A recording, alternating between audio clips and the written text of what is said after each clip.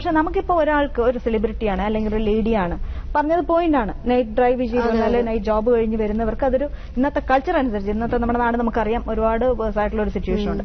അപ്പോൾ അവർക്കതൊരു ബുദ്ധിമുട്ടാണെങ്കിൽ പോലും നമുക്ക് ഇപ്പോഴത്തെ സിറ്റുവേഷനിൽ നമുക്ക് അതിനെതിരായിട്ടൊന്നും പറയാൻ നിവൃത്തിയില്ല. ആ ഇതിന് എതിരായിട്ട് അല്ല ഇന്ന ആൾക്ക് കൊടുക്കുമെന്ന് പറഞ്ഞാൽ ആരൊക്കെയാണ് ഏതൊക്കെയാ വണ്ടി ഓടിക്കണമെന്ന് നമുക്ക് എങ്ങനെ അറിയാം?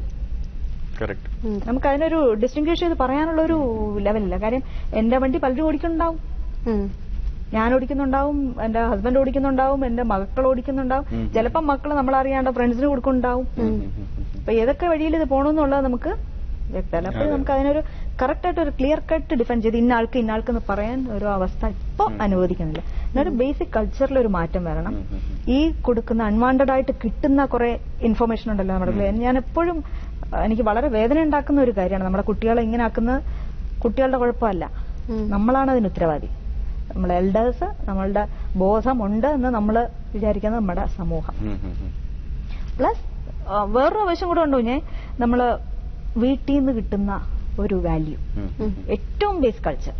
കാര്യം എപ്പോഴും പറയും വീട്ടിൽ നിന്നേ ആ ഒരു നല്ല ബേസ് കൊടുത്ത് നല്ല മോറൽ വാല്യൂ കൊടുത്ത് വളർത്തുന്ന ഒരു കുഞ്ഞാണെങ്കിൽ ഈ പറഞ്ഞ പോലെ തന്നെ അവൻ എവിടെ ചെന്നാലും അവനെ എവിടെയും കൊണ്ട് നമുക്കിടാം, നമ്മളൊന്നും പേടിക്കേണ്ട കാര്യമില്ല. പക്ഷെ ഇന്ന് അങ്ങനെയല്ല. വീട്ടിൽ നല്ലൊരു പണ്ടൊക്കെ ആണെങ്കിൽ അറ്റ്ലീസ്റ്റ് ഇരുന്ന് ഈശ്വരനോട് പ്രാർത്ഥിക്കുന്ന ഒരു സംഭവമെങ്കിലും ഉണ്ട്. അമ്മൂമ്മമാര് പിടിച്ചിട്ട് നാമം ജപിക്കണം. ഏത് മതമായിക്കോട്ടെ അവർക്ക് അവരുടേതായിട്ടുള്ള ചിട്ടകളുണ്ട്. പക്ഷെ അതൊന്നും ഇന്നില്ല.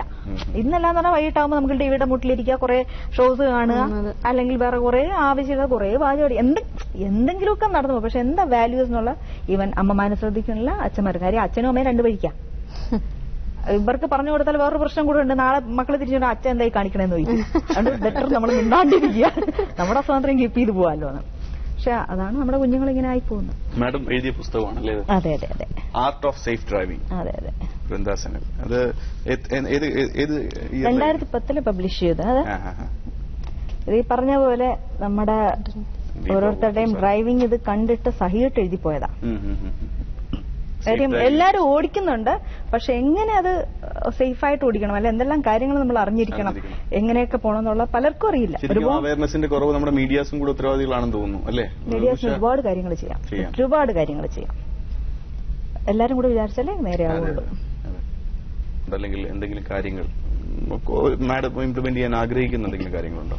എന്റെ ഒരു ഏറ്റവും വലിയ വിഷൻ എന്ന് പറഞ്ഞാൽ അപകടങ്ങളില്ലാത്തൊരു നമ്മുടെ കേരളം എന്നുള്ള. അപകടങ്ങളില്ലാന്ന് പറയുമ്പോൾ തന്നെ നാച്ചുറലി അതിനെ അസോസിയേറ്റ് ചെയ്ത് വരുന്ന ബാക്കി ഇഞ്ചുറീസ് ഇല്ല, ഡെത്ത് ഇല്ല, ഒന്നുമില്ല. ഏറ്റവും വിഷമം എന്ന് പറഞ്ഞാൽ ഈ പൊക്കൊണ്ടിരിക്കുന്ന അത്രയും നമ്മുടെ യങ്സ്റ്റേഴ്സാണ്, നമ്മുടെ കുഞ്ഞുങ്ങൾ. അതൊരു വലിയ വേദന ഉണ്ടാക്കുന്ന കാര്യമാണ്. അപ്പൊ അത് ഇല്ലാണ്ടാവണം. അതിന് ചെയ്യാൻ പറ്റുന്ന കാര്യങ്ങൾ നമ്മുടെ ലെവലിലും മാക്സിമം ആൾക്കാരെ മനസ്സിലാക്കിച്ചിട്ട് ആ ഒരു ലെവൽ എത്തണം എന്നുള്ളതാണ് എന്റെ ഒരു അൾട്ടിമേറ്റ് വിഷൻ. സ്പീഡ് എന്ന് പറഞ്ഞാൽ ത്രില്ലാണ്. പക്ഷെ അത് ത്രില്ലിംഗ് ഒക്കെ തന്നെയാണ്. പക്ഷെ അത് കൊണ്ട് വരുന്ന ഒരുപാട് ബുദ്ധിമുട്ടുകൾ, അത് അറിയില്ല എന്തൊക്കെ ബുദ്ധിമുട്ടുകൾ അതിൽ വരണമെന്നുള്ള അറിയാത്ത കാരണമാണ് കുട്ടികൾ മാത്രമല്ല ഈവൻ എഡ്യൂക്കേറ്റഡ് ആയിട്ടുള്ള പല ആൾക്കാരും അത് പിന്നിടുന്നു. പക്ഷെ അത് മാറണം എന്നുള്ളതാണ്. പിന്നെ ഏറ്റവും നമ്മുടെ ഡിപ്പാർട്ട്മെന്റിനെ കുറിച്ചുള്ള കുറേ തെറ്റിദ്ധാരണകൾ ജനങ്ങൾക്കിടയിലുണ്ട്. അത് മാറി ഏറ്റവും നല്ല ഒരു എന്താ പറയാ ഏറ്റവും നല്ല ഡിപ്പാർട്ട്മെന്റ്, എന്റെ സ്വന്തം ഡിപ്പാർട്ട്മെന്റ് എന്നുള്ള രീതിയിൽ എനിക്ക് അതിനോടൊരു ഭയങ്കര അഫെക്ഷൻ ഉണ്ട്. തീർച്ചയായും മാഡത്തെ പോലെ ഒരുപാട് ആൾക്കാർ ഈ മേഖലയിലേക്ക് കടന്നു വന്നാൽ തീർത്തും നമുക്ക് ഇത് പ്രതീക്ഷിക്കാവുന്നതല്ലേ ഉള്ളൂ. നമ്മൾ ഓരോ ഇൻഡിവിജ്വൽസ് ആണ് ആ ഡിപ്പാർട്ട്മെന്റിന് ഡിഫറൻസ് ഉണ്ടാക്കി വെക്കുന്നത്. സോ എല്ലാവിധ ഭാവങ്ങളും നേരുന്നു മാഡം.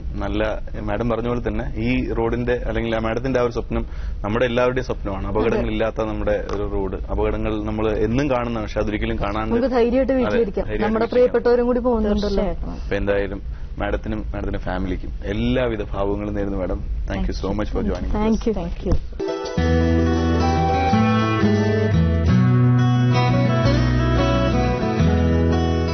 അപ്പൊ എന്തായാലും നമുക്ക് ഇനിയൊരു ഒരു പാട്ട് കേട്ടാലോ? നമ്മുടെ സർഗോത്സവമാണ്. സർഗോത്സവത്തിൽ ഇന്ന് ഗായത്രിയുടെ ആദ്യത്തെ പാട്ടാണ് ശരിക്കും. ഏത് പാട്ടാണ്? രവീന്ദ്ര മാഷിന്റെ ദീനദയാലോ. കേട്ടിട്ടില്ലേ? ദീനദയാലോ രാമ ജയ സീതാവല്ലഭ രാമ. ഒരു വെറൈറ്റി ടോണിലൊക്കെ ലോവർ പോർഷനിൽ പോയപ്പോഴേ അത് സംഭവം ശരിയായില്ല. അത് ദയനീയ എന്നുള്ളതായിപ്പോയി. അപ്പൊ നമുക്കത് ഗായത്രി പാടി ഒന്ന് കാണാം. ഗായത്രി ഒരു സ്പെഷ്യൽ ടോണിലൊക്കെയാണ് പാടിയിരിക്കുന്നത്. അതുകൊണ്ടാണ്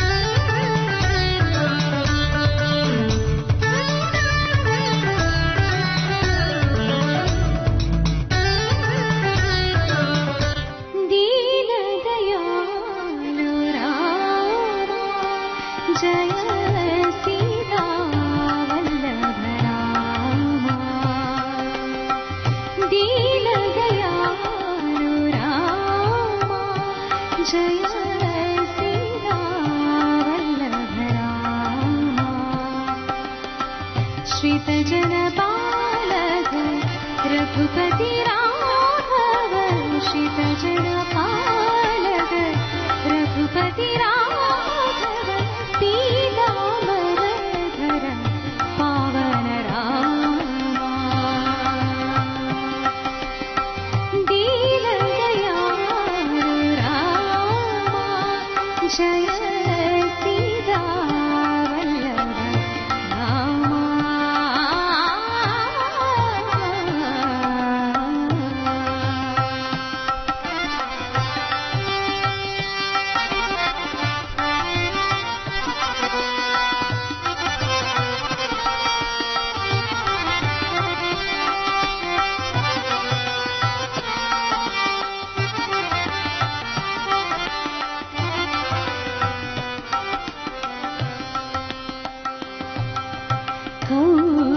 കൗസല്യാത്മജ നീതൊടുങ്ങ ശിലയായി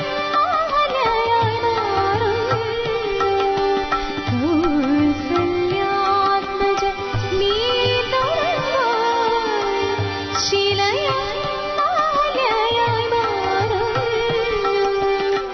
ക്ഷിതി പരിപാലക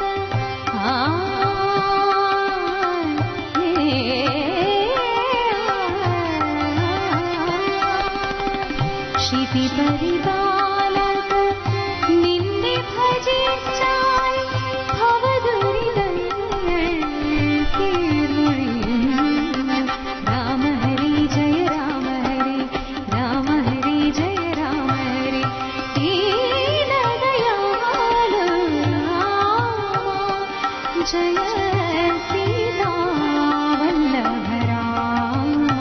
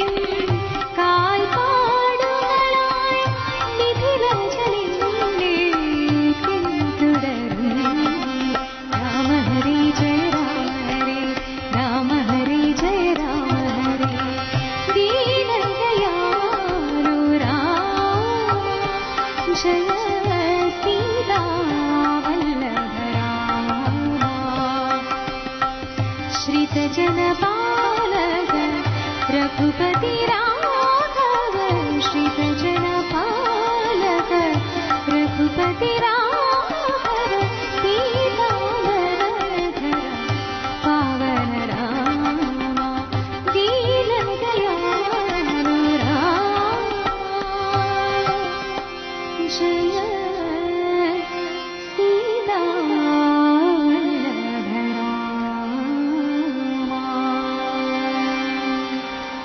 ശരിക്കും മീര ഒരു പാട്ടുകാരിയായിട്ട് പറയാം. ഈ പാട്ടുകള് കാലങ്ങൾ അതിജീവിക്കുന്നതിനെയാണ് യഥാർത്ഥ പാട്ടുകൾ എന്ന് പറയുന്നത് അല്ലെ? കുറെ വർഷങ്ങൾ കഴിഞ്ഞാൽ ഈ ചില പഴയ പാട്ടുകൾ പഴയ പാട്ട് അത് അതിന്റെ ട്യൂൺ കൊണ്ട് മാത്രമല്ല കേട്ടോ, ശരിക്കും അതിന്റെ വരികള് വരികളാണ് നമ്മുടെ മനസ്സിൽ കൂടുതൽ കയറുക പെട്ടെന്ന്. പിന്നെ അതുപോലെ പണ്ട് കാലത്ത് വലിയ ഇൻസ്ട്രുമെന്റ്സിന്റെ ബഹളമൊന്നും ഇല്ലായിരുന്നല്ലോ അല്ലെ? ഈ പാട്ട് വോക്കൽ ഇമ്പോർട്ടൻസ് ഉണ്ട്, ബാക്കിയുള്ള ഇൻസ്ട്രുമെന്റ്സിന്റെ ഒരു ബഹളം. ഇൻസ്ട്രുമെന്റ്സിന്റെ മാത്രമൊന്നുമല്ല, അതിപ്പോ ഇപ്പോഴും ഉണ്ടല്ലോ, മെലഡീസ് ഒക്കെ ഇപ്പോഴും ഉണ്ട്, ഇഷ്ടപ്പെടുന്ന പാട്ടുകളൊക്കെ ഉണ്ട് ഇപ്പോഴും. പക്ഷെ പഴയ ഒരു ഭയങ്കര അർത്ഥവത്തായ വരികളായിരിക്കും. അപ്പൊ അത്തരത്തിലൊരു പഴമ നിറഞ്ഞ ഒരു പഴയ പാട്ട്, ഇപ്പോഴും പുതുമയുള്ള ഒരു പഴയ പാട്ടാണ് ഗായത്രി ആലപിക്കുന്നത്. നമുക്ക് കാണാം. സർഗോത്സവത്തിൽ. ആദിരാവായി പൗർണമി കന്യയ്ക്ക്